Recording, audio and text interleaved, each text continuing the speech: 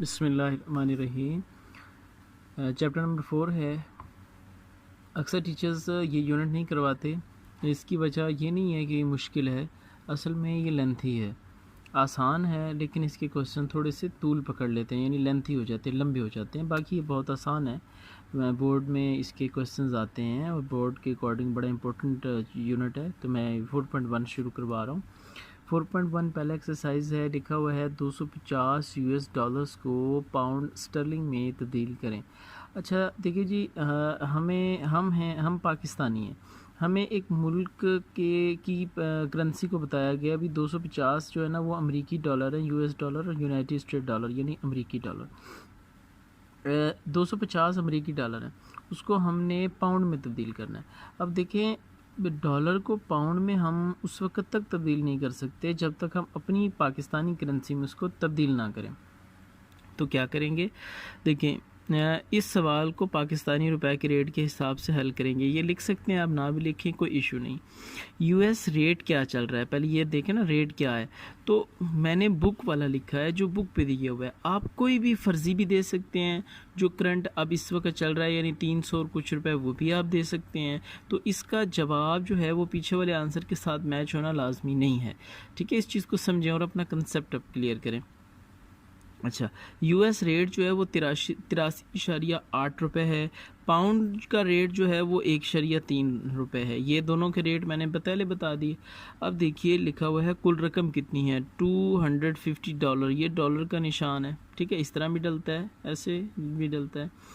अब पाकिस्तानी रुपए में यही रकम मैं पाकिस्तानी रुपए में कन्वर्ट करूँगा, यानी 250 को। एक चीज़ याद रखिएगा कि जब हम बड़ी करेंसी से छोटी करेंसी में आते हैं तो मल्टीप्लिकेशन करते हैं, और छोटी करेंसी से बड़ी करेंसी में कन्वर्ट होते हैं तो डिवीज़न यानी तकसीम का अमल करते हैं। अच्छा, देखें, मैं बड़ी करेंसी से छोटी में आ रहा हूँ, यानी यूएस डॉलर से पाकिस्तानी में आ रहा हूँ। तो मैंने 250 को जो $1 का रेट है उसके साथ ज़रब दिया, तो ये 20,825 ये पाकिस्तानी रुपए मेरे पास बन गए। यहाँ पे हम रुपए लिखेंगे, ये रुपए मेरे पास आ गए। अब मैं इसको रुपयों को मैं अब यहाँ से पाउंड में तब्दील करूँगा।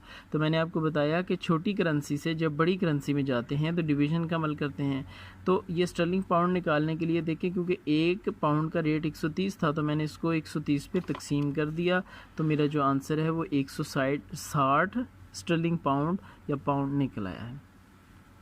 क्वेश्चन नंबर 2 है, 5,000 सऊदी रियाल को पाकिस्तानी रुपए में कन्वर्ट करें। अब देखिए 5,000 सऊदी रियाल बहुत इजी सवाल है। हाँ, इसमें हमने हाँ एक ही स्टेप होगा। अब हम यहाँ भी यही होगा कि 5,000 सऊदी रियाल को हमने पाकिस्तानी में कन्वर्ट करना है। तो उसके लिए क्या जी, देखें, एक पाकिस्तानी का रेट है, मतलब एक रियाल का रेट क्या होगा, 22.3 रुपये।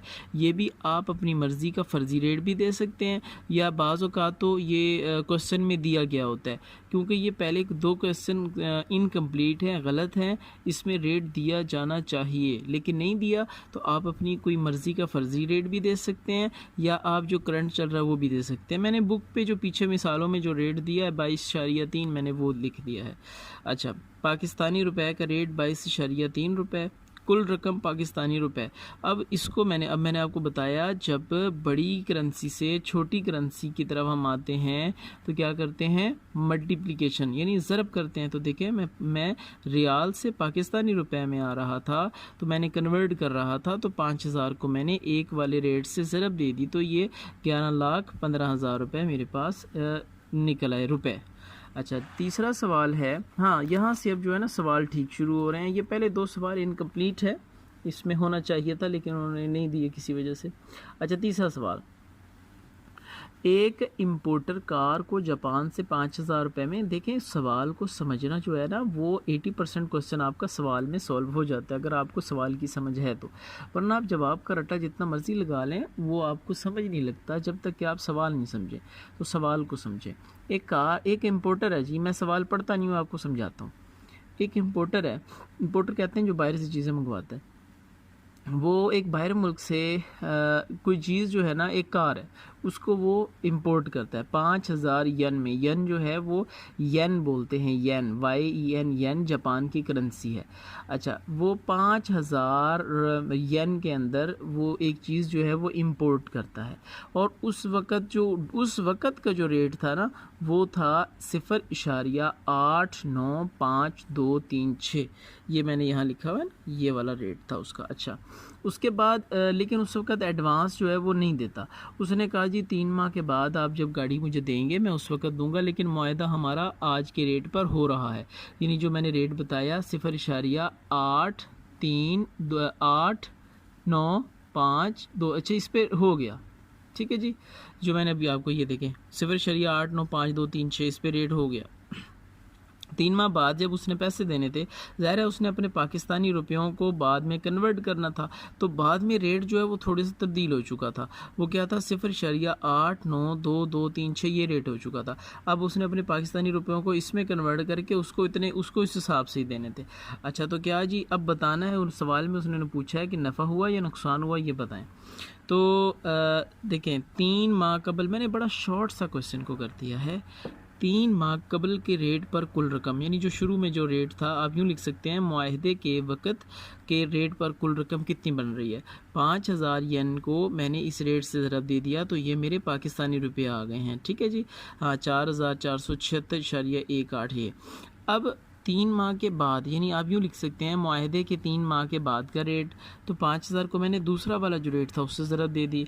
अब देखो जाहिर है पहले ये रेट था 4,476 है, फिर 4,461 आ गया, तो जाहिर है उसको थोड़ा सा नुकसान हुआ है, ठीक है। तो 3 माह बाद का रेट जो है वो उसमें उसने अदायगी की है, तो सॉरी ये नुकसान नहीं है, ये फ़ायदा होगा। फ़ायदा क्यों हुआ, इस पर हमारा उसने बंदे ने मुआहदा किया 4,476 रुपये पर, मतलब इशारिया 18 पर उसने मुआहदा किया, लेकिन उसे देने कितने पड़े 4,461 रुपये देने पड़े। 76 और 61 में ये थोड़ा सा डिफरेंस आ रहा है, तो ये नुकसान नहीं है, सॉरी ये मुझसे गलती से नुकसान लिखा गया है, ये नफ़ा है। नफ़ा जो है हमारा, ये देखो दोनों को मैंने माइनस किया, 15 नफ़ा आ गया जी। क्वेश्चन नंबर 4 है, एक ग्राहक 150 US डॉलर यानी अमेरिकी डॉलर को रुपयों में तब्दील करना चाहता है। वो एक डीलर के पास जाता है, ठीक है, छोटे छोटे दुकानों वाले बैठे होते हैं डीलर। वो जो डीलर उसको जो मुनाफे की शरह देता है वो है 84.100 देता है। अभी $1 का मैं इतने रुपए दूंगा आपको। अच्छा, अब वो किसी बड़ी मनी चेंजर के पास चला जाता है, मतलब बड़ी किसी कंपनी में चला जाता है, मनी चेंजर बैंक कह लें, उसको चला जाता है, और वहाँ पर उसको कीमत मिलती है 83.4495 मिलते हैं। अच्छा, अब इन्होंने हमें ये नहीं बताया कि उसने कहाँ से लिए हैं, बस ये दोनों कीमतें बता के ये पूछी, 3 कंडीशंस पूछी। नंबर 1, अगर मंजूर शुदा के पास जाता है तो उसे कितने पैसे मिलते हैं, यानी डीलर के पास अगर जाता है तो कितने पैसे मिलते हैं, और अगर जो है वो हम किसी मनी चेंजर के पास यानी बैंक वगैरह में जाता है तो उसे कितने पैसे मिलेंगे, क्या होगा उसे, और अगर वो मनी चेंजर से चेंज करवाता है तो उसको नुकसान कितना होगा। अच्छा चलिए, मुख्तसर सा सवाल है, इतना लंबा चौड़ा इन्होंने किया हुआ है। लिखा हुआ है जी कुल रकम हमारे पास 150 US डॉलर है, ठीक है। एजेंट का दिया गया रेट कितना है, फ़ी डॉलर रेट ये है 84.100। इस रेट पर कुल रकम रुपए में, अब यहाँ जो रुपए में तब्दीली लिखेंगे हम, यहाँ पे तब्दीली, ठीक है जी। हाँ, इस रेट पर अब मैंने क्या किया, 150 को इससे मैंने ज़रब दे दी, तो ये 12,615 रुपये ये मेरे पास पाकिस्तानी रुपए में निकला है। यानी अगर वो बंदा एजेंट से तब्दील करवाता अपने डॉलर तो 12,615 बनते। अब नेक्स्ट चलें जी, अब कह रहे हैं जी, अब हम आगे जाते हैं मनी चेंजर, यानी बड़ी बड़ी जो कंपनी है उसमें उसका जो रेट था वो था 83.4495 ये रेट था। अब इस रेट पर कुल रकम रुपए में तब्दीली क्या होगी, वो कितनी हो जाएगी जी, 150 को मैंने इस रेट से ज़रब दिया तो 12,517 है, मतलब पहले 12,615 था और 12,517 है।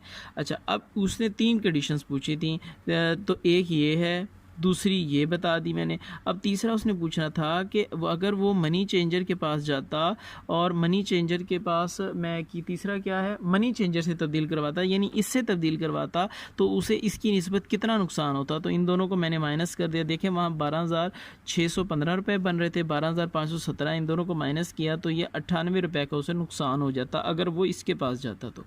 अच्छा, सवाल नंबर 5 है हमारे पास। पाकिस्तान में चाय का रेट जो है वो 2.1 रुपये फ़ी पाउंड है। रेट फ़ी किलो मालूम कीजिए, जबकि 1 पाउंड जो है वो बराबर होता है 0.4536 किलोग्राम के बराबर है 1 पाउंड। अगर सऊदी रियाल 22.400 के बराबर हो तो सऊदी अरब में इसकी कीमत मालूम करनी है। अच्छा जी, देखें लिखा हुआ है कि फ़ी पाउंड चाय की कीमत 2.1 रुपये है। हमने फ़ी किलोग्राम चाय की कीमत मालूम करनी है ना, ठीक है ना। तो ये देखें फ़ी पाउंड दी हुई है, तो फिर हमने किलोग्राम जब मालूम करनी है तो ज़ाहिर है 2.1 को 2.2 से ज़रब देंगे, ठीक। अच्छा, अब 2.2 से जब मैंने इसको ज़रब दी तो मेरे पास 4.62 ये मेरे पास आ गया है। इसका 1 किलो फ़ी किलोग्राम चाय की कीमत आ गई है, ठीक है, किलोग्राम चाय की कीमत आ गई। अच्छा, उसके बाद आगे देखें कि 1 पाउंड चाय की कीमत कितनी है, वही 2.1 था ना, तो 1 पाउंड चाय की कीमत देखें ये 2.21 रुपये बन रहे हैं, और ग्राम जो है अब 1 पाउंड के अंदर ग्राम कितने हैं, ये इतने ग्राम है। तो अब मैं क्या करूँगा, सवाल जो उन्होंने पूछा था उसके मुताबिक 0.45336 किलोग्राम चाय की कीमत जो है वो कितनी होगी। तो मैंने 2.1 को, ये जो मेरे पास 1 पाउंड की कमीत थी, मैंने इसके साथ तकसीम किया तो 4.62 रुपये ये मेरे पास आ गया है। अब मैंने ये तो मेरे पास इसका रेट आया ना किलोग्राम का, 1 किलोग्राम का, क्योंकि एक पाउंड का, सॉरी 1 पाउंड में ये इन्होंने पूछा था। अच्छा, ये किलोग्राम होता है।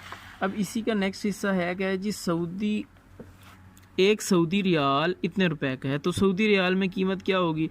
मैंने आपको बताया था जब छोटी करेंसी से बड़ी में जा रहे हों तो डिवाइड करते हैं, तो मैंने ये इसको डिवाइड किया, 0.206 रियाल बन जाएगी ये इसकी 1 पाउंड की कीमत, ठीक है ना। ये रुपए नहीं होगी, सॉरी यहाँ पे गलत है, ये रियाल है, सऊदी रियाल।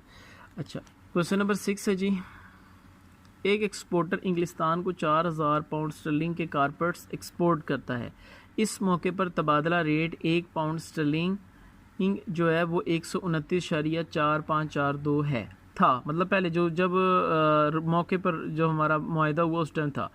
इस वक्त रकम वसूल करता है जब उसी वक्त कर लेता है जब तबादले का रेट 1 पाउंड मतलब ये कह रहा है कि जब मुआहदा हुआ उस वक़्त का रेट 129.4542 था, लेकिन बाद में जब उसने रकम दी उस वक़्त 129.0599 था।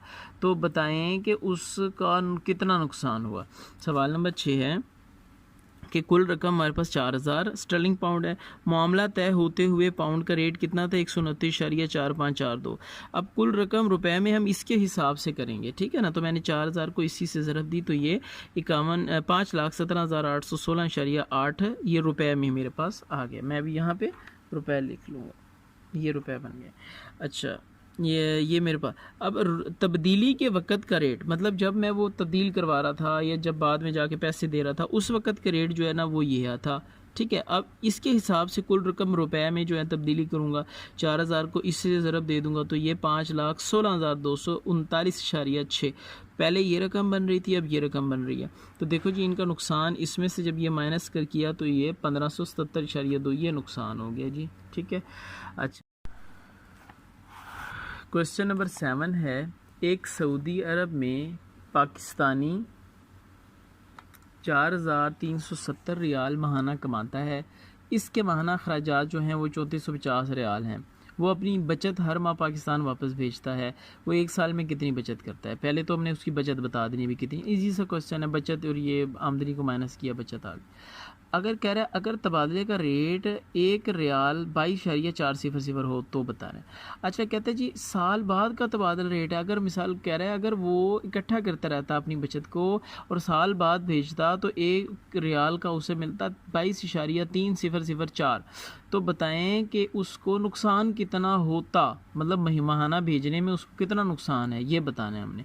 ठीक है, तो अभी देखें साफ जाहिर है कि ये 22 माहाना कमाई मैं आपको समझाता हूँ, यहाँ समझ आ जाएगी इंशाल्लाह। माहाना कमाई जो है वो इतनी है, बचत क्या होगी इसमें से देखें खर्चा निकाल दिया, ये रियाल 920 रियाल बचत आ गई। अब सालाना बचत जो है ना वो क्या है, ये तो माहाना बचत थी, तो इसको 12 से ज़रब दिया तो ये सालाना बचत, ये भी रियाल के अंदर है। ठीक है, इसको भी रियाल। अच्छा सऊदी अरब रियाल के लिए SAR भी लिखा जाता है, सऊदी अरेबिया रियाल।